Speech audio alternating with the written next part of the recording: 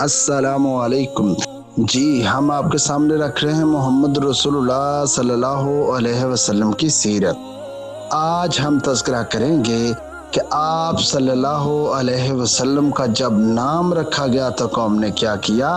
محمد رسول اللہ صلی اللہ علیہ وسلم کا جب نام رکھا گیا قوم نے اس نام پر تعجب کیا۔ لوگوں نے تعجب سے پوچھا کہ آپ نے اپنے خاندان کے سب معروف بڑے بڑے چودھریوں کے نام چھوڑ کر یہ نام چنا ہے بچے کے لیے۔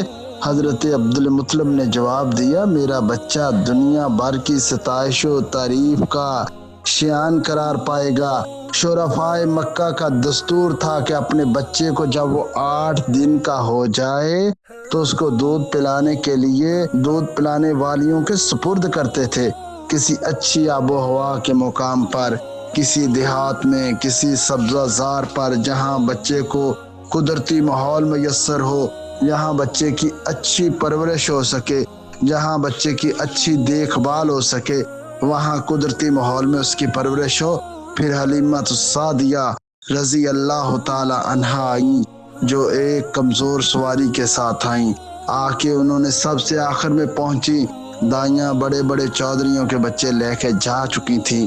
محمد رسول اللہ صلی اللہ علیہ وسلم سردار گھرانے میں پیدا ہوئے، مگر جو یتیمی کی حالت میں تھے، اس وجہ سے بڑی بڑی دائیوں نے سوچا کہ ان کو لے جاتی ہیں جن کے باپ زندہ ہیں، باپ لاڈ بھی اٹھائیں گے، نخرے بھی اٹھائیں گے، اور جو ہمیں نوازیں گے بھی زیادہ، تحائف بھی زیادہ دیں گے، اسی سوچ میں وہ لے گئیں۔ مگر حلیمۃ السعدیہ کا نصیب اللہ تبارک و تعالیٰ نے اس دن چمکا دیا۔ اللہ نے آپ کو مقام عطا کرنا تھا، اللہ نے آپ کو مرتبہ عطا کرنا تھا، اللہ نے آپ کو رسول اللہ صلی اللہ علیہ وسلم کی رضائی ماں ہونے کا شرف عطا کرنا تھا۔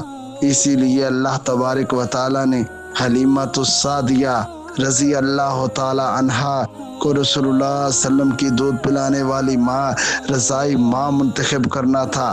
اسی لیے اللہ تبارک و تعالیٰ نے پہلے ہی نظام بنایا، غربت دی، اس کی سواری کو کمزور کیا تاکہ شرفا کے بچے لے جائے، اور میرے محمد کے لیے یہ خاتون حلیمہ حلم والی، بردباری والی یہ عورت رسول اللہ صلی اللہ علیہ وسلم کی پرورش کرے۔ پھر بیان کرتی ہیں حلیمۃ السعدیہ کہ جب میں محمد رسول اللہ صلی اللہ علیہ وسلم کو لے کر جا رہی تھی واپس تو میری سواری سب سے تیز تھی۔ جب میں اپنے گھر میں پہنچی تو میرے گھر میں ہریالی، خوشحالی، وہی بکریاں جو دودھ نہیں دیتی تھی وہ دودھ دینے لگی۔